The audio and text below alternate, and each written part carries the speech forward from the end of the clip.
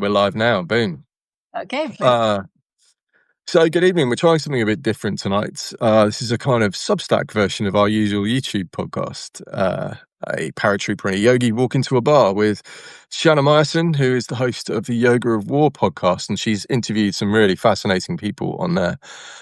People like Jonathan Kamrikis. It's been a really insightful set of interviews that she's done. So she's joining me tonight, and then we're going to upload this to YouTube afterwards, where it normally lives. Yeah, quite a lot to talk about this evening. We've just had that news, haven't we?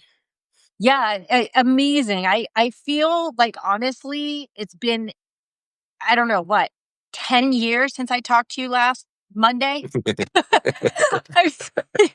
It's like every day feels like a decade. That math doesn't add up. That would be 70 years. But like, holy cow. Yes, start us off. Yeah, let's start with what happened with Iran and Qatar this evening.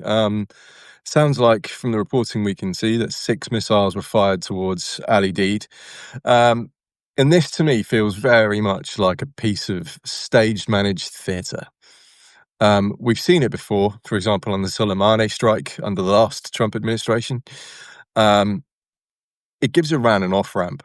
They can say they did something in response to the strikes at the weekend. They warned the Qataris in advance. Qatar closed their airspace. America basically evacuated the airbase itself. There was almost nothing there. So they fire 6 missiles, an empty airbase with everyone warned in advance. They can turn around to the people of Iran and say, look, we've fought back. We've shown resistance against the great Satan. They can spin it to make themselves look as if they're credible actors, just as they do with the rockets on Israel, which are, again, causing harm and serious business, but they're in no way near decisive and in no way near a kind of equivalent counterpunch to what Israel is achieving in Iran. Surely, So, my guess is that Iranian TV is going to say 500 U.S. soldiers held an Iranian airstrike that wipes out the whole base. But what about Qatar making the statement that, like, they reserve the right, not that they have the military, but to retaliate? What a weird statement. Yeah, I think that's all the same. It's the same theatre. It's the same theatre. Everyone issues condemnations. Even the Palestinian Authority have condemned this in the last 10 minutes. I think the Bahrainis have, the Qataris have, and in the meantime, Israel is striking some truly remarkable targets in Iran today. They've been hitting the Basij militia's headquarters. They've been hitting IRGC headquarters. They've been dismantling a lot of their leadership. There was that phenomenal attack on the prison today. Very symbolic because it's kind of like Pul el-Sharqi in Afghanistan. It's one of the prisons where it's iconic for where people are taken to and tortured by the regime. So to blow the gates off that sends a really clear message. And we'll go on to that in a second. We're digressing slightly, but yeah, it's all stage managed theatre, I think. Like, best case scenario, most likely scenario, I would say. Worst case scenario is that Trump follows through on what he posted on Truth Social earlier, and just mindlessly escalates the whole thing. I think that there's like a difficult position here, right? Because Trump, on one hand, I truly believe does want peace. I mean, he wants more than peace. He wants a Nobel Peace Prize, right? So he doesn't want to rush into any escalation. He's already getting enough pushback from within the Congress, right? So while it provides Iran an off-ramp, it also provides Trump an off-ramp, because his actual statement was that if a hair on a hat of an American, Yes. and it wasn't, right? Who didn't know that 6 missiles were going to be shot down? Yeah, I mean, it wasn't a hair on anyone's head. Maybe some seagulls might have been caught up in the interceptions. Worst case scenario. And as long as Apex is, and this week it's the seagulls. Yeah, I mean, as long as they weren't American seagulls, I think everything's fine.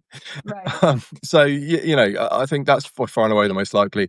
I think it would be silly to escalate at this point, because what are American jets going to hit at this point? I mean, the IDF have it in hand.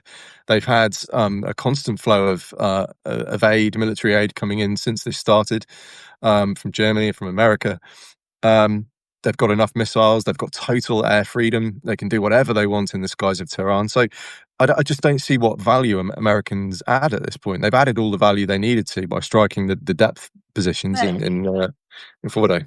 Yes, but we don't have any actual on the ground assessment. And there seems to be a lot of confusion as to whether it's been completely decimated or if maybe it was just harmed. And the IDF has said repeatedly that there are plenty of strategic sites left to be hit. So I think that, I mean, some other weird things is that, like, at the same time, Pahlavi said this morning that he's ready to step in and take over Iran.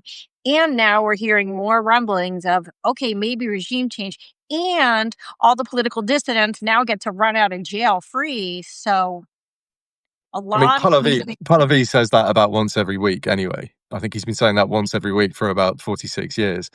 So this is not But he unusual. meant it this time. Yeah, and I'm still skeptical that he's the guy. I think there's enough people in Iran that remember how bad his father was and all the abuses that happened under the Shah.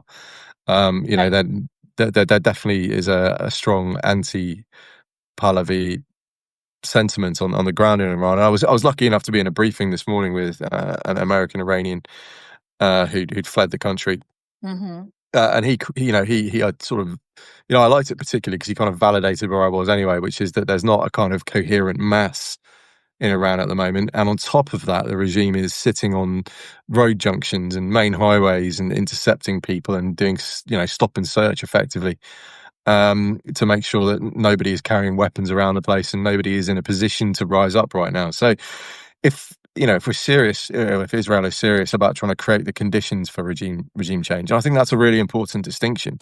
They're not trying to enact regime change; they're trying to create the conditions for it. And then, Iranian people, it's over to you.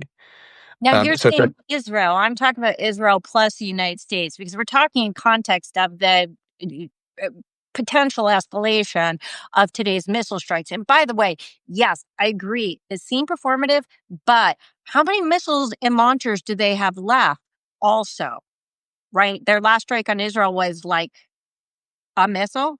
That's far less than like 100 or 300 missiles. So, and they also said today, apparently, that they plan on this war going for another 2 years. Like, clearly, they're thinking the regime is staying, and they're thinking this is going to be a long-term battle.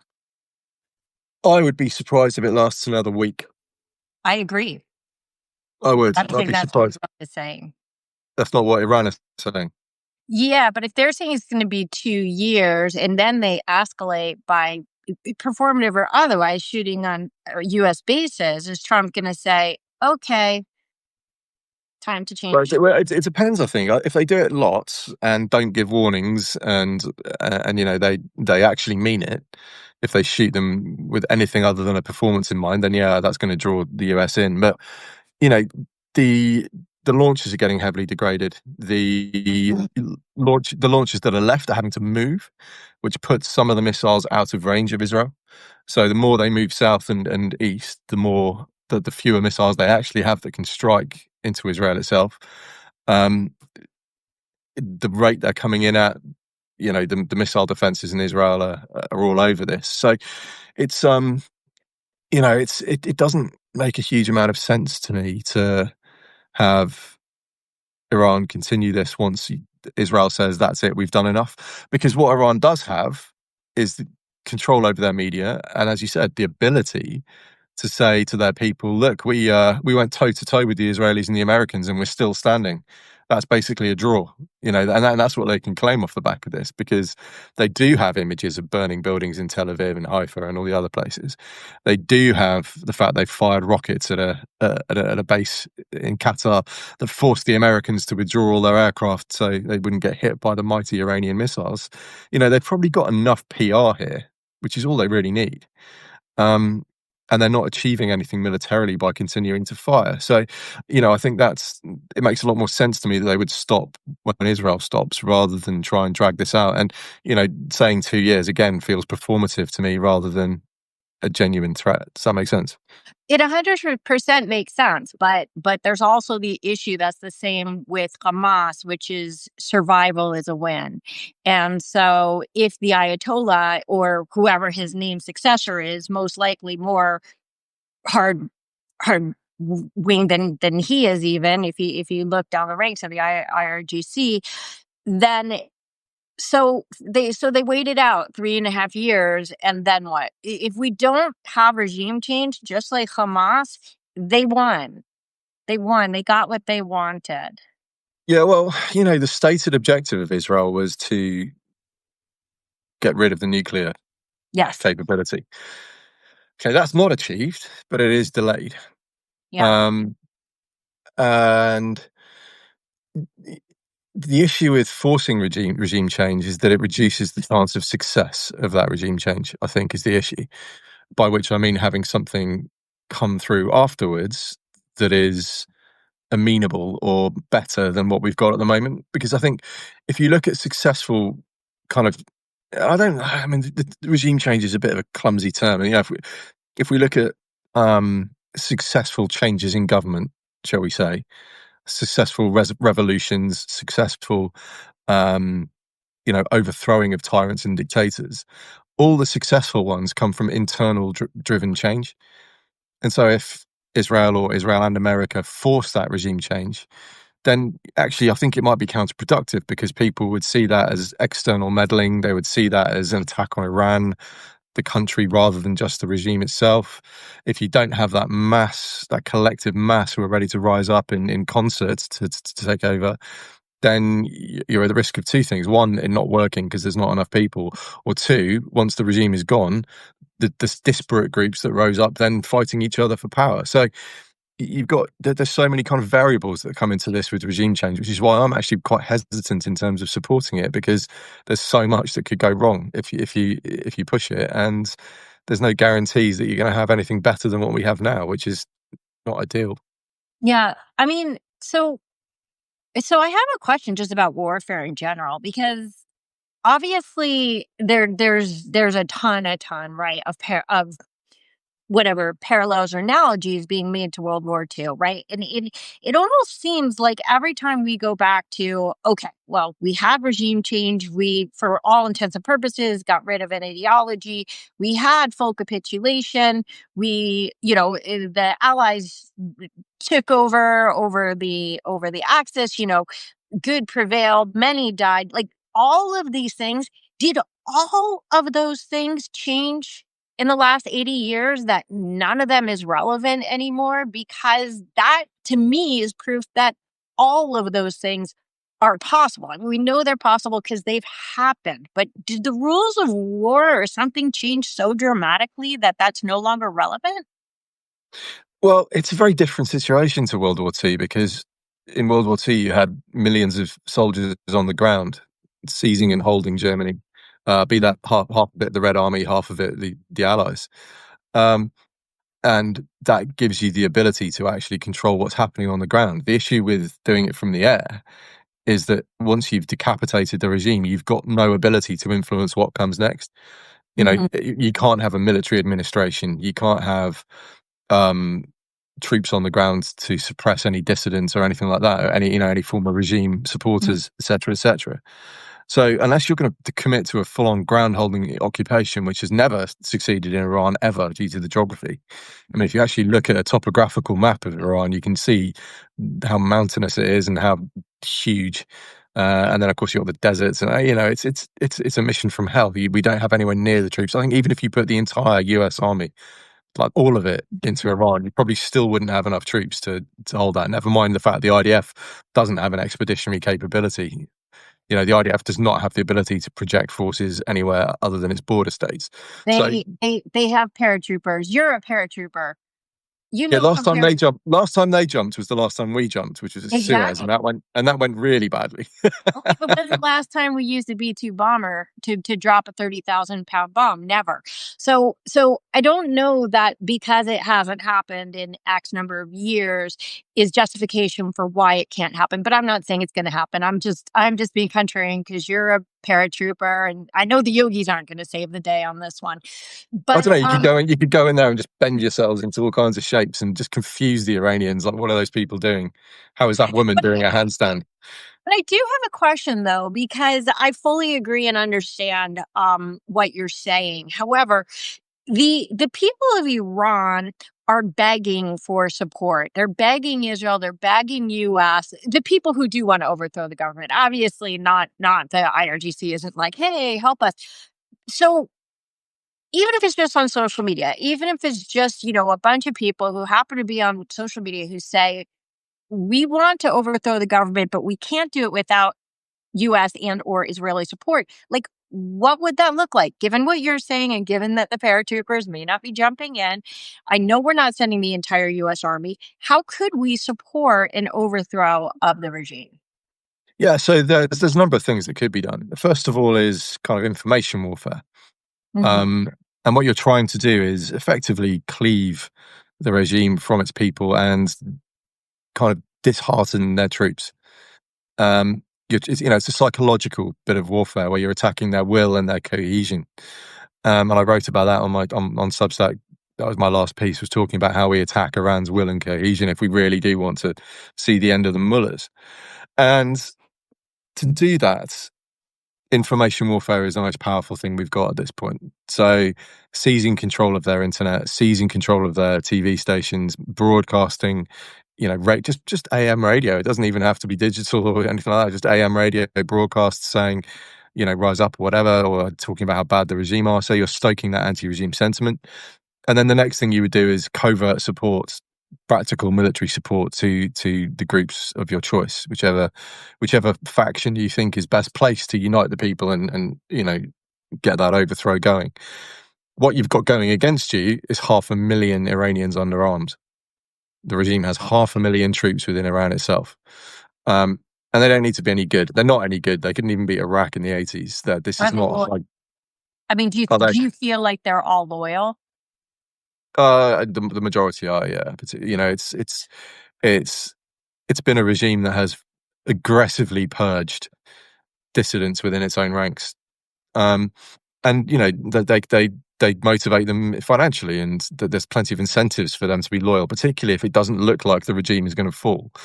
And actually, one of the signs of regime change is when those troops do start turning away from their masters and changing sides or just laying down their arms. But that 500,000 men under arms is a really powerful thing, because you don't need to be good. You just need to have goons with guns that can threaten people without guns.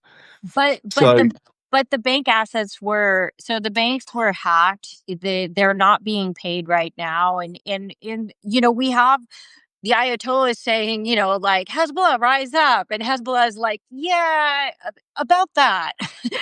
Right? Even the Houthis, I mean, they're firing less now than they were before the strike. So it seems like, without financial incentive, if between the sanctions and the freezing of the bank assets, like, so what is going to keep them loyal? Look, it's a slow burner. It's not going to happen overnight. Right. I mean, it will happen overnight when it happens, because regime change is usually very, very quick. Right. But to get to that point is going to take time, and economics is another lever that we could pull here if we wanted to get that done. Especially if we look at infrastructure for power and that sort of thing.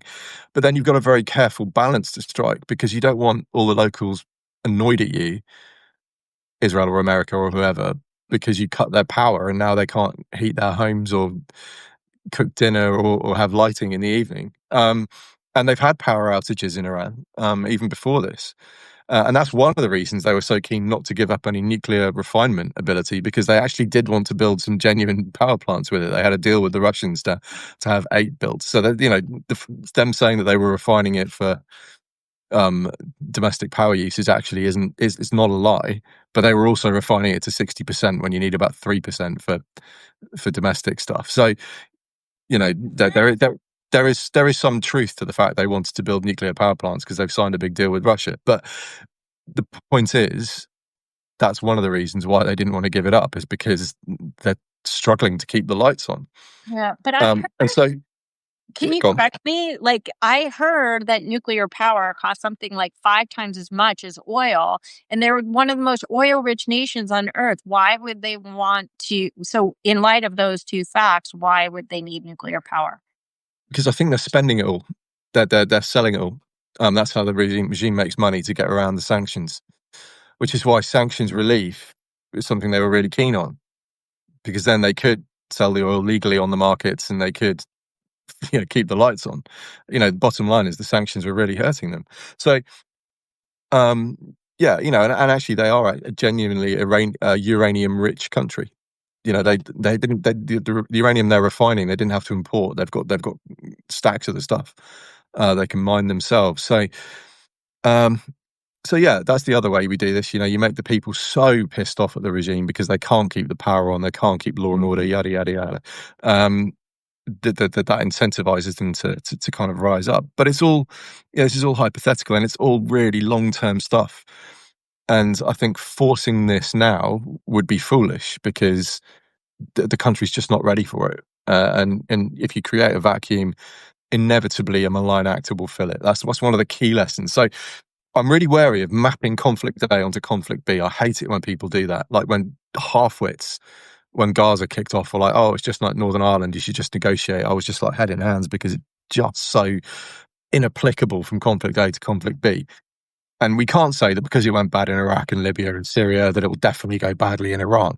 Right. But what we can do is take the lessons from those places as to why it did go wrong and make sure they're not replicated. So it's about looking at the mistakes that were made and avoiding them rather than wholesale taking conflict A onto conflict B. And one of those lessons is don't create a vacuum. It happened in the South after the Civil War in the US. One of the reasons the Reconstruction went so badly is because there was the ironclad law where you couldn't have anyone who'd held positions in the Confederacy keeping their positions as part of a Union state. And as a result, you essentially just removed the entire legislature, the entire judiciary, the entire militia. All of it was banned and stopped from continuing their work. And because of that, that vacuum was filled by people like the KKK and others who created Jim Crow laws and yada yada. So don't create a vacuum, and if you push it too soon, that's your biggest danger. So it's a slow burner if regime change is really what you want. What you're talking about right now sounds exactly like the GHF situation. There's just so many parallels. I mean, never mind that Hamas is an Iranian proxy, but the parallels are really unavoidable. I mean, the same thing, GHF, by taking control over the food, control the food, you control the country. And also that as that destabilizes, as that makes the people say, oh, we don't need Hamas, what is Hamas doing? They're going to fight back against their people to avoid that, to avoid having them, go into the U.S. And Israeli, not control so much, but aegis. And so I understand what you're saying, that there's a balance between making things so bad that they know it's Iran's fault, but not so bad that it becomes Israel and the United States.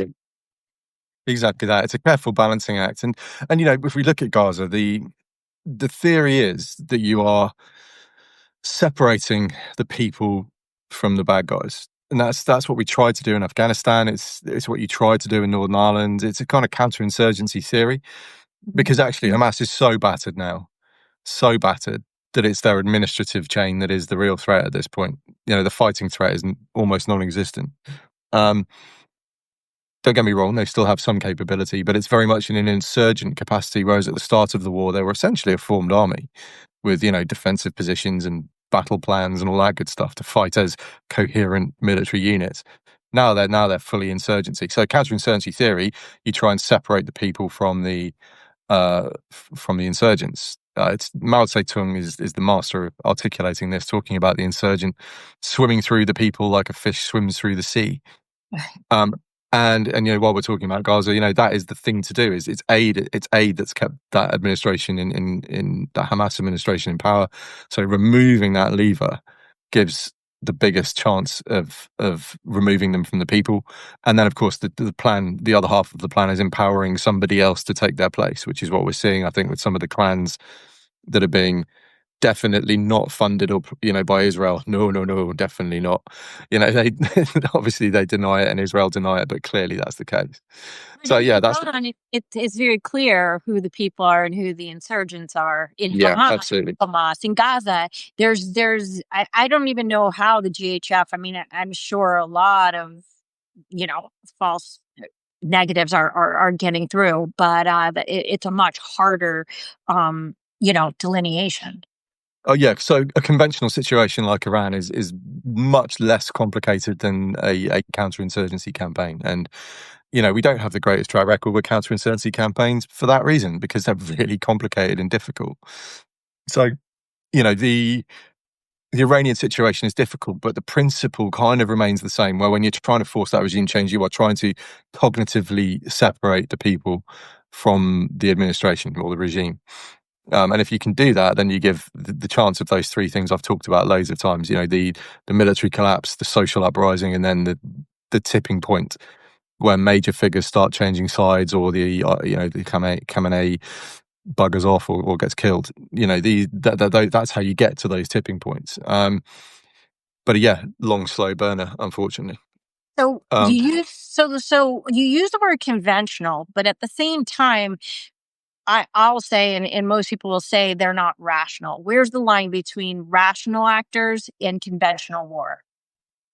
Yeah, well, when I was talking with Jake on here the other day, he made he went into a really good amount of detail that I think a lot of people don't realize, is that the motivating factor for these is the return of the Mahdi, and the final leader to kind of to get the victory of Islam over everyone, and Israel needs to fall for that to happen, all that good stuff. So there is a degree of irrationality here, because of course there is. They're an extremist, jihadist, dictatorship. So they're not, they're not subject to the ballot box. They're not subject to anything other than what they think is going to take them to heaven. So there is that degree of irrationality, but there is also kind of with the Iranians, they've always had that rationality to them as well, that sort of pragmatism, where you can see it in their battle plans for what's happening now. They're trying to ride out the storm and get to the end of it intact, or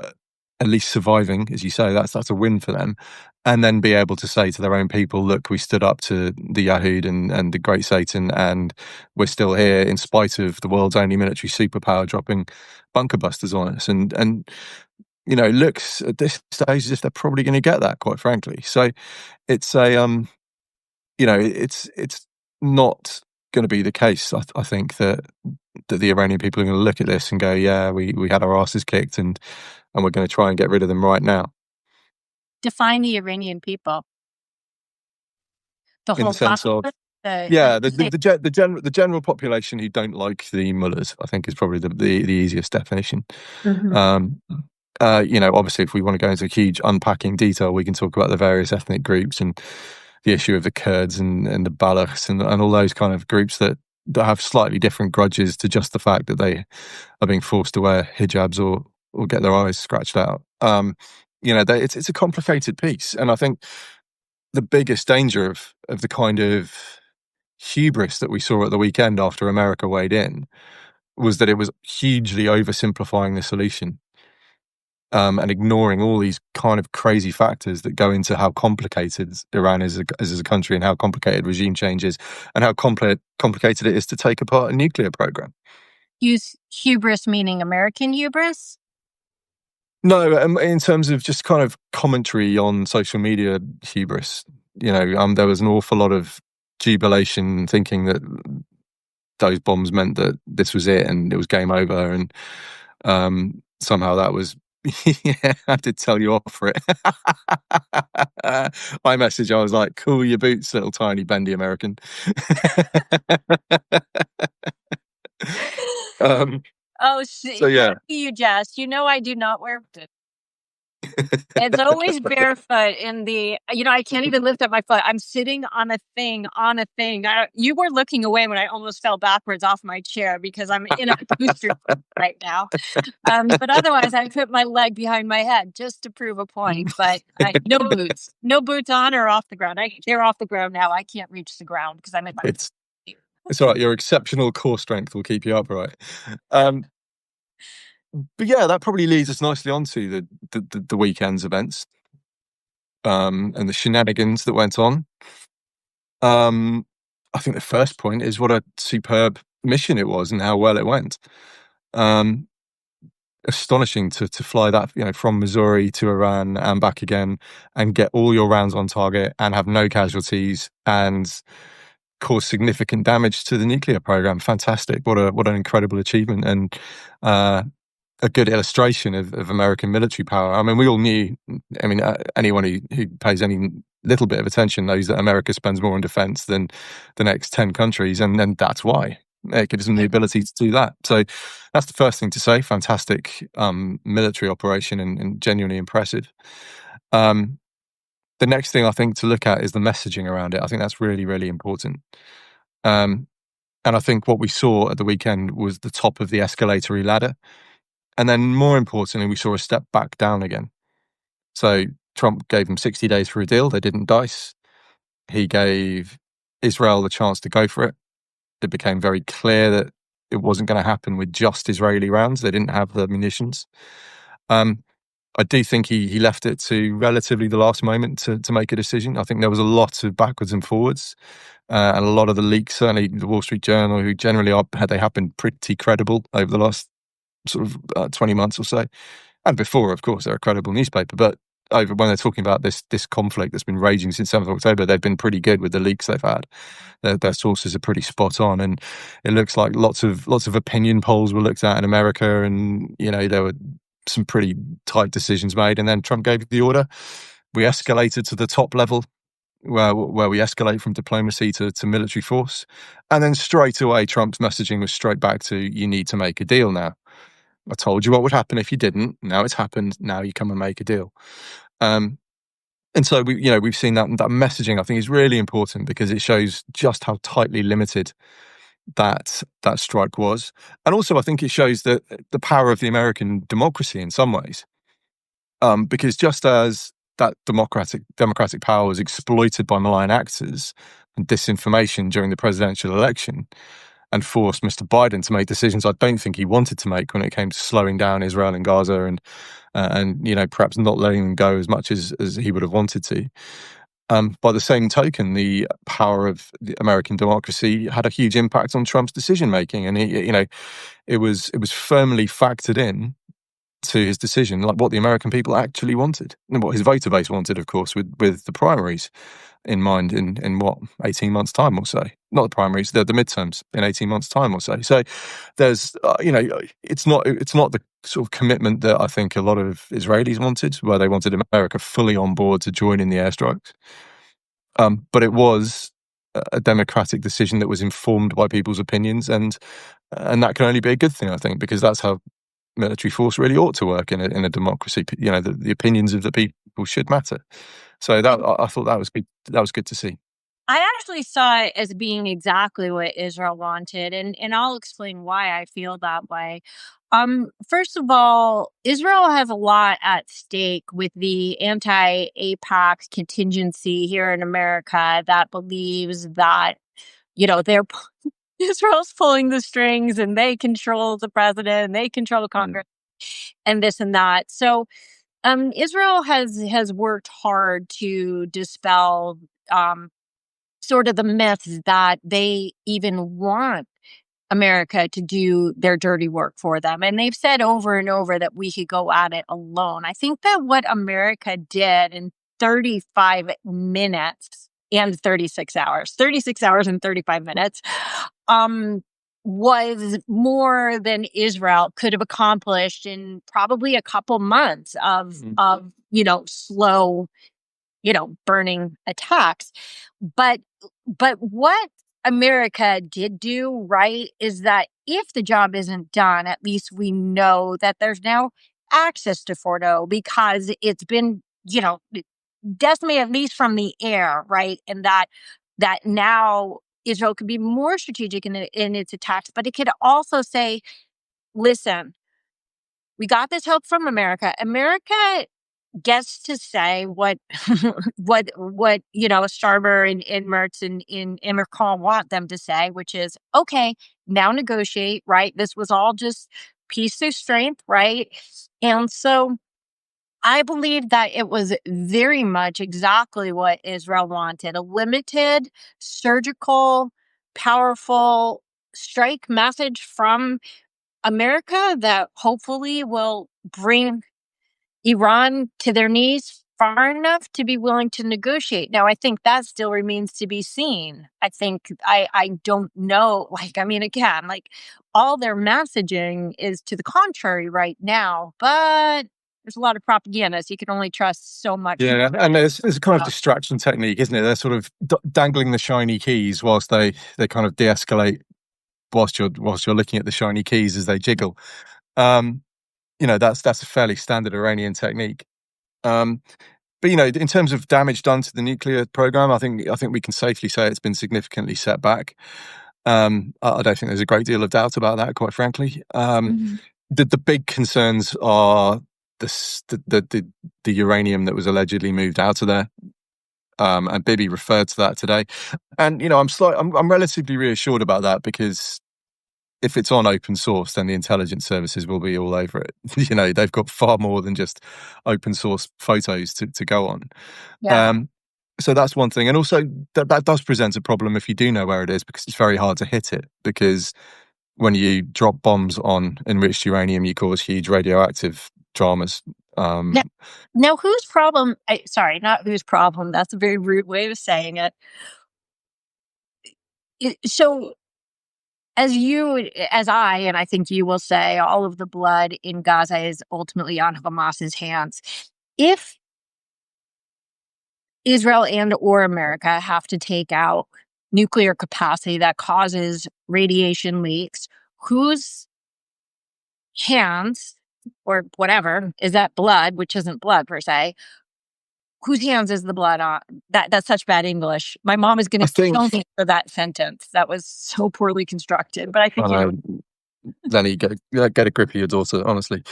But the really important thing here is not who's responsible, but who is perceived as responsible.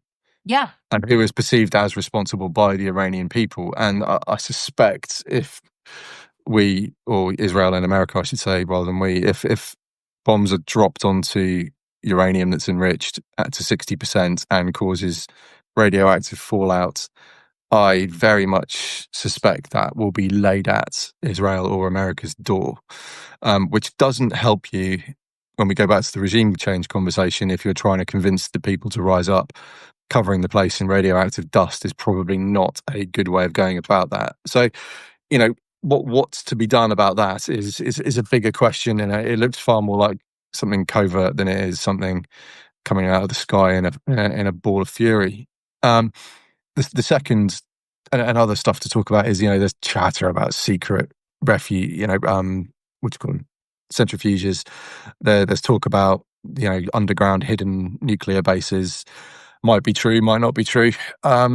It's impossible to say on the information that's in the public domain right now, quite frankly. It is a concern, though. And also, it doesn't take a huge amount of time to set up a new one once this is all over. And so I think one outcome of this is going to have to be some kind of monitoring, some kind of oversight, not oversight in terms of people on the ground checking, but, intelligence collection. To look for signs of this happening again. And I can foresee an end state where it's almost like the West Bank or Judea and Samaria, whichever term you prefer. Where we have to maintain air superiority forever for that. Yeah, and that's one of the big dangers here. I think is that it's kind of just like an ongoing, forever, not war but conflict, where Israel is continually dropping stuff every now and again because that something has cropped up, and that's a really diplomatically tricky situation to be in, I think. And so there's cause for jubilation about how damaged the nuclear sites are, but there's also cause for concern about their potential to just build them back in future and what you do about that. And for me, that's the really big conundrum here. I'm not so worried about the enriched uranium. Yes, you could make a dirty bomb with it. It's not at like super nuclear bomb level, but it's certainly at 60% is dirty bomb level, where you could conceivably put it in a warhead and fire it and cause huge radioactive fallout wherever it lands. But, mutually assured destruction still applies when it comes to nukes. It's not great for anyone on either end of it, but it would certainly mean the end of Iran as a country almost if they thought about that. So it's very much going to be a kind of last resorty kind of weapon, which is yet another reason why you shouldn't be forcing regime change, in my opinion, because you don't want to back around into that corner where they feel they've got nothing to lose. So there's all kinds of complicated potential future scenarios here that are not guaranteed at all. I'm not predicting that they're going to happen. I'm just flagging up that they are possibilities that we need to be concerned about and somebody needs to do something about, and I'm glad it's not me anymore. It says, but this goes back to like so many double standards. Like, okay, so Israel and or the United States should not attack known nuclear material because it can have a radiation leak, but we should be able to let it sit there in case they want to, not in case, not why, but then they have the capacity to attach it to a dirty bomb, which they have expressed the intent to do that or the desire to do that over and over again.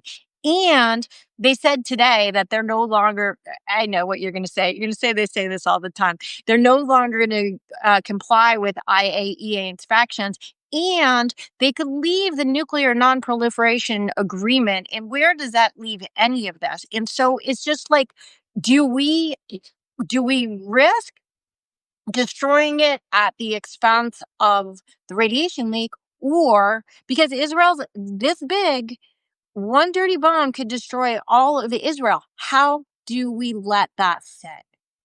How do you square that circle? And I think legally you're not allowed to strike nuclear sites anyway. So it would be a pretty flagrant violation of international law if you did strike that stuff. But it's a catch-22, and it was why I've continually expressed a little bit of reservation about this mission, and also why I've continually said that actually seizing a strategic success from this massive, overwhelming, unquestioned tactical victory is so difficult. And I think we've kind of unpacked a number of the reasons now why that is so challenging, and why Israel has taken on an absolutely gigantically complicated mission at this point. And it's another reason why I suspect it will die down in the next week or so. Yeah, and then they come to does Iran come to the table? What? I mean, yeah. I don't know, and I'm not going to go out on a limb with predictions when we just need more information. And there's so many variables here, it's almost impossible to predict. Like, so many different things could happen, that knowing which way this is going to go. I mean, I was on a group chat with two of my buddies, with Elliot and Zach earlier, and the first reaction to those missile strikes in Qatar was like, I can't believe Iran are this stupid. And then you dig into it, and you actually go beyond the headline, and you actually do your proper research and make an assessment, because the information's out there. You can take your gut reaction and where you go, what? And you can find out what the situation is and make an assessment based on historical precedent knowledge. It's so hard to do that with what's happening in Iran right now, because it's kind of unprecedented. There's not a huge amount of precedent for what Israel's doing. I don't think in history anyone has tried to remove a nuclear capability in this manner before. And then there's the lack of kind of, rationality in an Iranian regime who have some very, very strange religious ideas, but they're also capable of some really rational action. And so it's just so complex. And I'm not going to go on a limb and predict, because we just don't know. But what are the chances of this being the perfect outcome for Israel, where Iran has no nukes, no ability to hit Israel, and are willing to negotiate so it never happens again? Very low, I think. I don't think it's going to be a perfect strategic outcome. And I think Israel's bitten off a lot with this mission. But if it can delay nuclear status for 10, 15 years, if it can show Iran that there's no incentive for them to try and get back on the front foot and start attacking Israel again for 10, 15 years, that's a result. But are we going to see a decisive conclusion or a decisive solution to the problem? I don't think we are.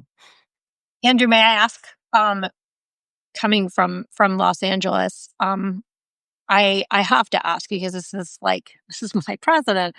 You keep saying Israel, and in my head, I'm thinking the U.S. is now in this game. That it's Israel and the United States. Do you think U.S. is out? You think it was just one and done, and now negotiate? But if they don't negotiate, I think that all options are back on the table. But so you think it's No, Israel? I'm not sold. I'm not sold on that as a likely course of action. I think that given the political strengths, given the doves in his cabinet, given the opinion polling, um, I would be very surprised if America weighed into this to any greater extent than they already have. Mainly because, as I've said, they just don't need to. Like, Israel's got this. They've got the ammo, they've got the air superiority, they've got the target pack, and they're working their way slowly down it. Like, yeah, America gets it done a bit quicker, but by doing it quicker, you also risk that forced regime change that we've talked about as being so dangerous and challenging. So, it's going to be a positive outcome for Israel. I don't think in any way, shape, or form this is going to be a negative outcome unless something, catastrophic that we don't see coming happens. But on all kind of lines of operation at the moment, it's a positive outcome, but it's not a decisive one, and that's the difference. Okay. So seeing this 10 to 15 year timeline, which makes me very happy because I thought it was more like 1 to 2 years, but I'm going to go with your number instead of my number. I guess what I think, I'm going to take whatever's the best. I mean, that's me. Oh, That's me putting a wet finger in the air. It's not, it's not. It's not. but I haven't done the homework on that yet, but yeah, I yeah. mean, that's the wet finger is pretty much the only way to tell anything anymore. But I guess what worries me tremendously is the social trajectory of this anti-Semitic, anti-Israel um, madness that's taken over the West. And with social media, I personally don't think this is a passing phase as it has been for many decades and in generations in the past. Like we had this lull. I guess the 90s were the heyday of like, oh no, we actually like Jews. That passed. But I think that because Israel, even though they have the ability, refuses to take part in the bot wars, that the Jews have no chance of recapturing this narrative. So what worries me about a 10 or 15 year timeline, which one part of me says, okay, I mean, but I remember when the JCPOA was signed, and they're like, well, in 10 years they're going to have a direct path to the bomb, and the thought was, okay, but that's 10 years, but 10 years, goes like that. But the problem is that I see the world descending to a place where ultimately, perhaps with the next Democratic administration, because US seems to be the last like outpost for anything pro-Israel, and it's limited at this point, that puts Israel in 10 or 15 years in a place where people are like, you know what? Not only have the bomb, use it. None of us want these people. In 15 years, all Jews are going to be in Israel anyway, because it's not going to be safe to live in Europe, and it's not going to be safe to live in Australia or South America. I know this is a little bit Armageddon, but so wherein there might be a long period for negotiations in there, I don't know that there's going to be the drive to even force that forthgoing until the West finally discovers or wakes up to the fact that this is a threat to them. But it's a threat to Israel first. They're not going to destroy the West until they first wipe out that little speck that's so. Yeah, it depends. I think there's more of a concurrency than you're identifying here. There's no question that 7th of October let the genie out of the bottle in the West, and that remarkable disinformation campaign that Hamas has been running has firmly put Jewish diaspora populations in the gun sights of certain groups, and that's really tricky. And there is a much bigger problem in the West. The fifth column is the biggest it's ever been. It's the tallest, sturdiest fifth column we've ever seen.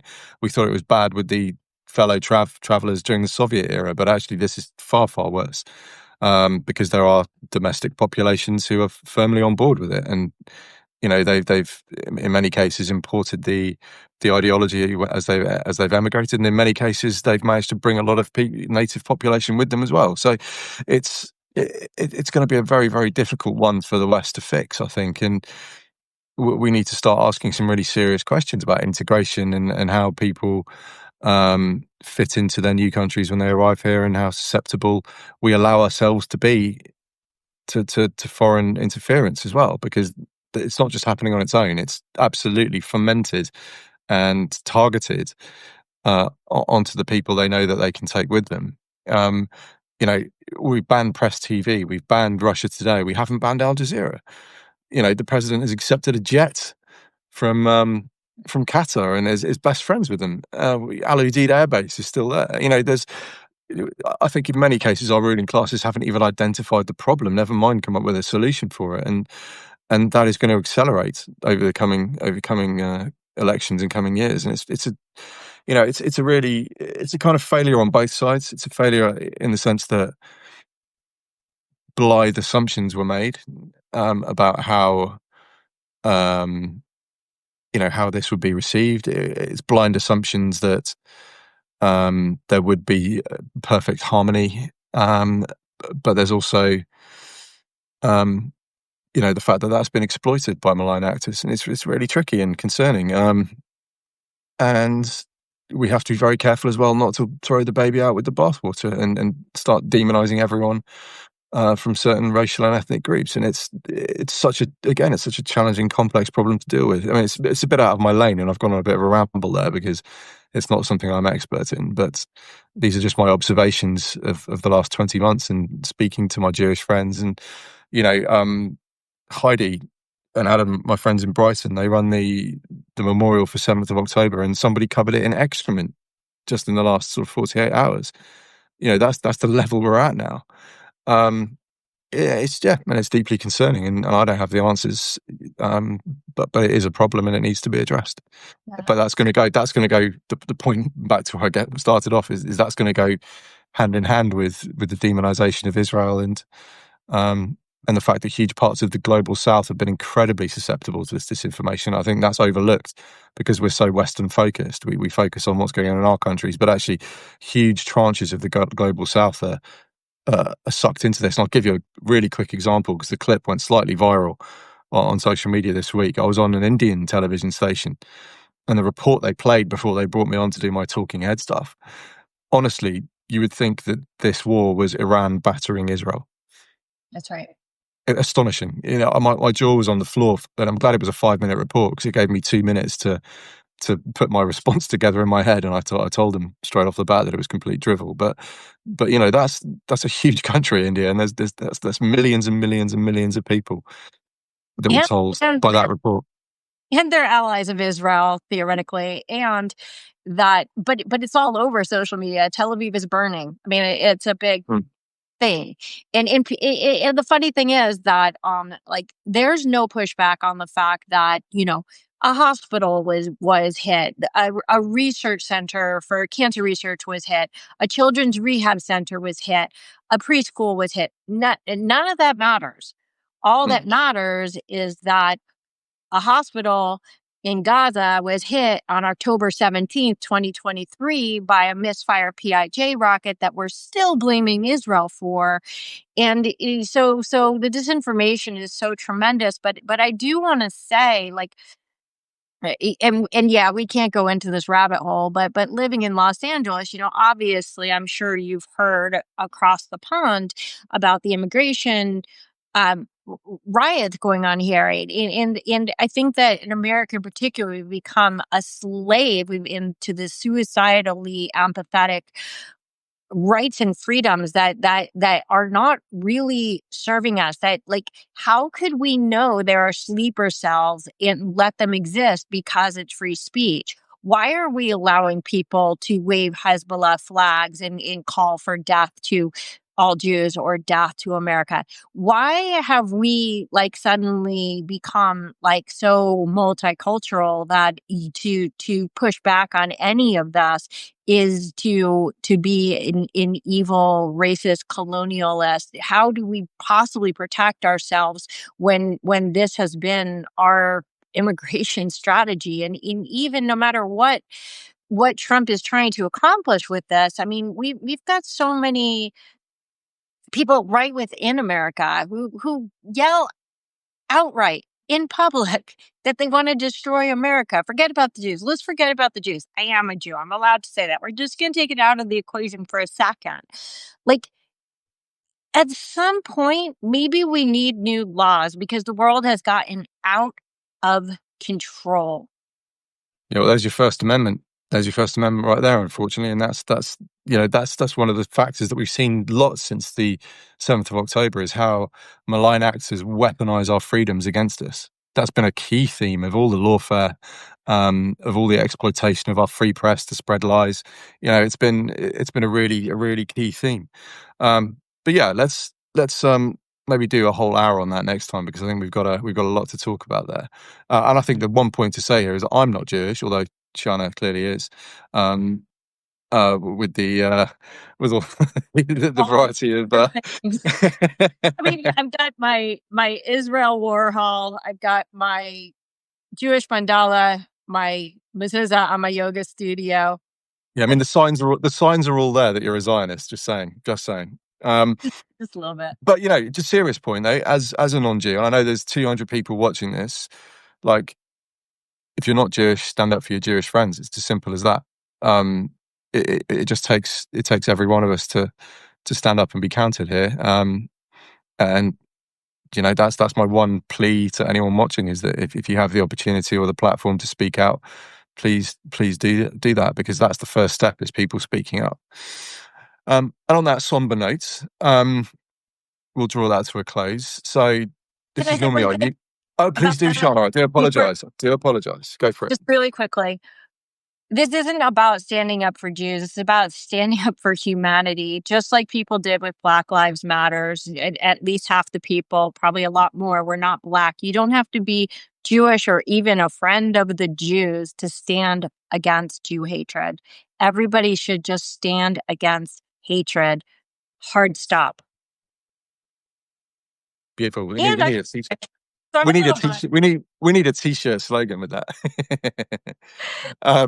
And this is my Tyrese Halliburton t-shirt after he blew his Achilles out in the NBA Game 7 last night. I was very sad to see. But in case anyone was wondering what that was, it's an Indiana Pacers t-shirt. But thank you for watching. Really appreciate it. We'll hang this on YouTube. You can find us on YouTube or on Spotify or Apple. It's a paratrooper and a Yogi walk into a bar. But thank you for joining us, and I hope we will see you next time. Thank you very much. L'chaim. Cheers to you.